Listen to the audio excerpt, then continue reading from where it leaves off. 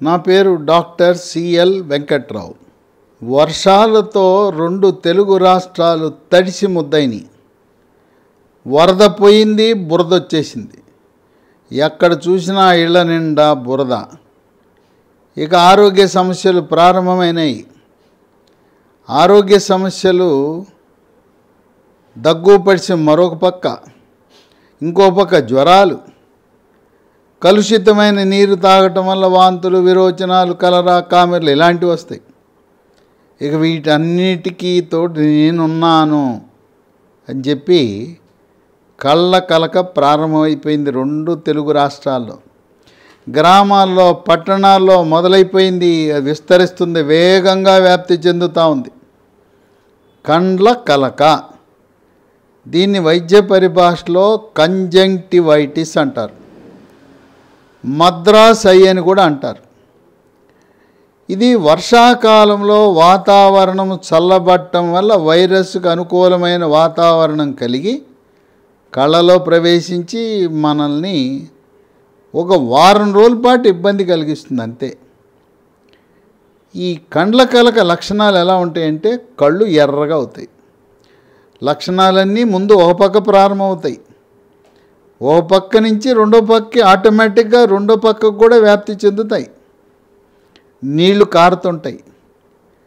ఇక పొద్దున్నే నిద్రలేసే సమయానికి రెప్పలు అతుక్కుపోయి ఉంటాయి, పుసులు కడతాయి, కళ్ళు నొప్పి, మంట, కొంతమందికి కళ్ళ దురద, వెలుతురిని చూడలేకపోవటం. ఈ లక్షణాలు ఒక కన్ను నుంచి రెండో కన్నుకి. ఇవి ఇంట్లో ఒకరికి వస్తే ఇంట్లో అందరికీ అంటేస్తుంది. మనం ఎన్ని జాగ్రత్తలు తీసుకున్నా, మనం ప్రత్యేకంగా దాన్ని అంటకూడదని చూసినా అంటేస్తుంది. స్కూల్లో ఒక్క పిల్లవాడికి కంటి కలకు వస్తే స్కూల్లో ఎవరిని వదిలిపెట్టదు.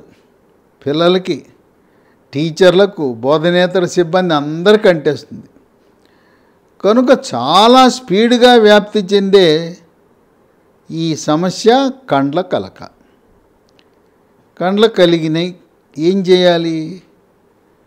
తెల్లటి వస్త్రం, తడి బట్ట, లేదు తెల్లటి కర్చీఫు, లేదా దూది, లేదు తెల్లటి నాప్కిన్ తీసుకుని కళ్ళని రుద్దకూడదు, అద్దాలి. లేదు నీటిలో తడిపి అద్దాలి. లేదు మనకి టిష్యూ పేపర్ ఉంటే టిష్యూ పేపర్తో కూడా కన్ను అద్దాలి, రుద్దొద్దు. ఈ వాడినవన్నీ కూడా టిష్యూ పేపర్ దూదైతే జాగ్రత్తగా అది మనము దూరంగా వేరే వాళ్ళకి అంటకుండా పారేయాలి. అదే బట్టలు అయితే మనం ఏదైనా కర్చీఫ్ కానీ నాప్కిన్ వాడితే వాటిని వేడి నీళ్ళల్లో మరగబెట్టాలి.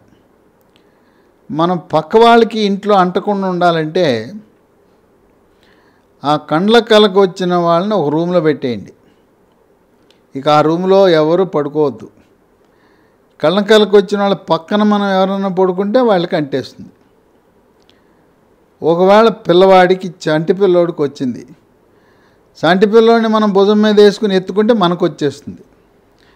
పిల్లాడికి కళ్ళ కలకు వస్తే తల్లికి అంటుతుంది. తల్లికి కలకలకుండి ఆ పిల్లవాడికి పాలు ఇవ్వటమో, పిల్లవాడిని పక్కన పడుకోబెట్టుకుంటుంటే పిల్లవాడికి అంటుతుంది. కొన్ని జాగ్రత్తలు మనం తీసుకోవాలి. ఒకరి టవళ్ళు ఒకరు వాడద్దు, ఒకరి సబ్బు ఒకరు వాడద్దు. ఆ కళ్ళ కలకు వచ్చిన వ్యక్తి వాడిన దుప్పట్లు, బెడ్షీట్లు, అలాగే టవల్స్ అవన్నీ కూడా వేడి నీళ్ళలో ఉతకాలి. వాళ్ళ బట్టలు కూడా, చొక్కా, బనీన్, డ్రాయర్, ప్యాంట్ ఏదున్నా కూడా వేడి నీళ్ళల్లో మరగబెట్టి విడిగా ఉతకాలి.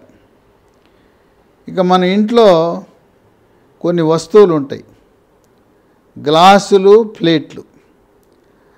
ఆయన వచ్చి గ్లాసు ప్లేట్ అంటుకుంటే మళ్ళీ ఎవరైనా దాన్ని అంటుకుంటే కళకలకలు వచ్చేస్తాయి. తర్వాత స్పర్శ, ఒకరినొకరు అంటుకోవడం ద్వారా అంటేస్తుంది. భార్యాభర్తల్లో ఎవరో ఒకరికి వచ్చింది కళ్ళ కలక, అప్పుడు సంసార జీవితము, లైంగిక జీవనానికి తగ్గే వరకు దాంపత్య జీవితంలో పాల్గొనకూడదు. కండ్ల కలకు వచ్చినప్పుడు పిల్లలకు వస్తే స్కూలుకి సెలవు పెట్టాలి, వెళ్ళకూడదు. అట్లాగే ఆఫీసు, ప్రభుత్వ ప్రైవేటు కార్యాలయానికి కూడా వెళ్లకుండా బాధ్యతాయుతంగా సెలవు పెట్టాలి. తర్వాత వెలుతురు, ఆ లైట్ ఏది పడినా కళ్ళల్లో నీరు గారుతుంటుంది, వెలుతురు చూడలేరు కనుక ఇంట్లో ఉన్నా కూడా నల్లటి కళ్ళజోళ్ళు, గాగుల్స్ అంటారు, ఆ గాగుల్స్ పెట్టుకుంటే ఇతరులకు అంటకుండా ఉంటుంది. ఆ లైట్ వెలుతురు వల్ల సమస్య రాకుండా ఉంటుంది. మనం ఇంట్లో సెల్ ఫోన్లు, మనిషికో సెల్ ఫోన్ ఉంటుంది, లేదు ఇంట్లో ఒకే సెల్ ఫోన్ ఉంటే ఈ కళ్ళకలకు వచ్చిన ఆయన సెల్ ఫోన్ అంటుకున్నాడంటే ఆ సెల్ ఫోన్ ద్వారా అందరికి అంటేస్తుంది.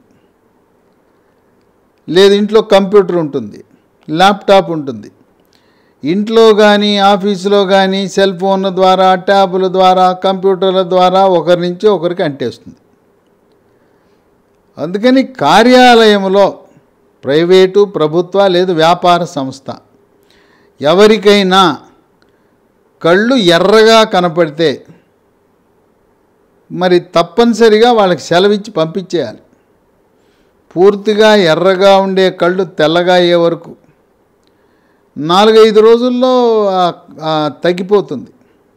కొంతమందికి రెప్పలు ఉబ్బుతాయి, బాగా నొప్పి ఉంటుంది. ఈ రెప్పలు ఉబ్బి నొప్పి బాగా ఉన్నవాళ్ళు, పెద్దవాళ్ళు డోలో 650 ట్యాబ్లెట్ వేసుకుంటే నొప్పి తగ్గుతుంది, వాపు తగ్గుతుంది. పిల్లలకి నొప్పి ఉంటే ఆ నొప్పి ఉన్న పిల్లలకి క్రోసిన్ సిరప్ వేయచ్చు. కొంతమందికి తీవ్రమైన దురద ఉంటుంది. తీవ్రమైన దురద ఉన్నప్పుడు లాజిన్, LAZINE 5 mg ట్యాబ్లెట్ కానీ, పిల్లలైతే లాజిన్ సిరప్, లాజిన్ అంటే లీవోసెట్రిజిన్ సిరప్ వేయాలి. మరి కళ్ళకలకల్ని ఎలా నియంత్రించాలంటే ఇది వైరస్ వల్ల వస్తుంది. వైరస్ వల్ల వచ్చింది కనుక వైరస్కు సంబంధించే మందులేం వాడాల్సిన పని లేదు. మనకి మార్కెట్లో అన్ని చోట్ల దొరుకుతాయి. సిఫ్రాన్ ఐ డ్రాప్స్ కానీ, సిప్లాక్స్ ఐ డ్రాప్స్ కానీ దొరుకుతాయి. వాటిని ఎర్రబడ్డ కన్నే కాకుండా తెల్లగా మామూలుగా సమస్య లేని కంటిలో కూడా చుక్కలు వేస్తే మన ప్రయత్నం ఆ కంటికి సోకకుండా మనం కాపాడిన వాళ్ళం అవుతాం. తర్వాత మనం ఈ పాశ్చాత్య సంస్కృతి, ఎవడైనా కనపడగానే చెయ్యి ముందుకిస్తాం, కరచాలనం చేస్తాం, షేక్ హ్యాండ్ చేస్తాం. ఈ షేక్ హ్యాండ్ ఇవ్వటం వల్ల ఈ కళ్ళ కలకలు విస్తృతంగా వ్యాప్తి చెందుతాయి. కనుక కళ్ళ కలకలు పోయే వరకు నమస్కారం పెట్టండి. నమస్కారమే మన సంస్కారము, కరచాలనం వద్దు, నమస్కారము ముద్దు. ఆ విధంగా మనం మనుషులకు దూరంగా ఉండాలి. బస్సుల్లో ప్రయాణించేటప్పుడు ఇరుకైన బస్సుల్లో, అంటే జనం ఎక్కువ ఉండే బస్సులు, మెట్రో రైళ్ళు, లేదు ఆటోలో 15-20 మందిని కుక్కేసి వాళ్ళు నడుపుతుంటారు ఆటో వాళ్ళు. అలా ఆటోల్లో, బస్సుల్లో, కార్లో, ట్యాక్సీల్లో, రైళ్లలో కూడా కళ్ళ కలకలు ఒకరి నుంచి ఒకరికి వ్యాప్తి చెందే అవకాశం ఉంది. స్కూళ్ళు, కాలేజీల్లో అధ్యాపకులు, హెడ్ మాస్టరు, ప్రిన్సిపాల్ కూడా జాగరూకతతో ఎవరికైనా కన్ను ఎర్రబడిందంటే వెంటనే మనం వాళ్ళని ఆ స్కూలు, కాలేజీ నుంచి పంపించవలసిన అవసరం ఉంది. ప్రభుత్వ కార్యాలయాల్లో ఇప్పుడు వరదలు వచ్చినాయి, అత్యవసర పరిస్థితి. అయినా కూడా కళ్ళ కలకలున్న సిబ్బందిని మీరు ఉంచుకుంటే మొత్తం ఆఫీస్ అందరికీ కలకలకు వస్తుంది. కనుక ఎంత అత్యవసర పరిస్థితి, ఎమర్జెన్సీ వర్క్ ఉన్నా ఒక 5 రోజుల పాటు వాళ్ళకు ఉపశమనం కలిగించటం వల్ల ఉపయోగం ఉంటుంది. సినిమా థియేటర్లు, కిక్కిరిసిన సినిమా థియేటర్లు, కొత్తగా విడుదలవుతున్న సినిమాలు వచ్చినాయి. వాటికి వెళ్ళినప్పుడు కూడా సినిమా థియేటర్లో కూడా కళ్ళ కలక వ్యాప్తి చెందే అవకాశం ఉంది. సరే, ఈ ఎర్రగా కళ్ళున్నప్పుడు మీ అభిమాన నటుడి సినిమా విడుదలైనా కూడా కళ్ళు శుభ్రంగా తెల్లగా అయ్యే వరకు వెళ్ళద్దు. సినిమా థియేటర్లో ఉన్న వెలుగు కానీ మిరుమిట్లు గొలిపే కాంతుల వల్ల మనకి ఇబ్బంది ఉంటుంది. కళ్ళకలకు వచ్చినప్పుడు ద్విచక్ర వాహనం కానీ కారు కానీ ఏది కూడా డ్రైవింగ్ చేయడానికి సాహసించద్దు. కళ్ళు మసకలు ఉంటాయి, కళ్ళు సరిగా కనపడవు, రెప్పలు అతుక్కుపోతాయి కనుక ప్రమాదానికి గురయ్యే అవకాశం ఉంది. కనుక తీవ్ర స్థాయిలో కళ్ళకలకు వచ్చిన వాళ్ళు గాగుల్స్ పెట్టుకొని కూడా డ్రైవింగు చేయవద్దు. డ్రైవింగు చాలా ప్రమాదంతో కూడిందని గమనించండి. సరే, కళ్ళకలకు వచ్చింది, ఇంట్లో కూర్చున్నాం, ఏం తోచదు. పేపర్లో చిన్న చిన్న అక్షరాలు ఉన్న పేపర్ చదివినా కూడా కళ్ళకి విపరీతమైన ఒత్తిడి పడుతుంది. టీవీ ఏదో 5-10 నిమిషాలు చూడండి. టీవీలు, కంప్యూటర్లు, ఇంకా అన్నిటికంటే ముఖ్యమైనది వాట్సప్ మెసేజ్లు చూడకపోతే ప్రాణం తరుక్కుపోతుంది. అందరికీ, వృద్ధులకు, మధ్య వయసు వారికి, విద్యార్థులకు. అమ్మో, వాట్సప్ చూడకుండా ఉండటమే అని చెప్పి మరి కళ్ళకలకు వచ్చిన తర్వాత వాట్సప్లు చూస్తూ వాట్సప్ సందేశాలు చూడటం, పంపించడం చేస్తే ఈ వ్యాధి తీవ్రతరమయ్యే అవకాశం ఉంది. కంటిపై ఒత్తిడి పడుతుంది. కనుక సెల్ ఫోన్లు, వాట్సప్లకు, కంప్యూటర్లు, ల్యాప్టాప్ లాంటి వాటికి దూరంగా ఉంటూ రెస్ట్ తీసుకోండి, విశ్రాంతి తీసుకోండి.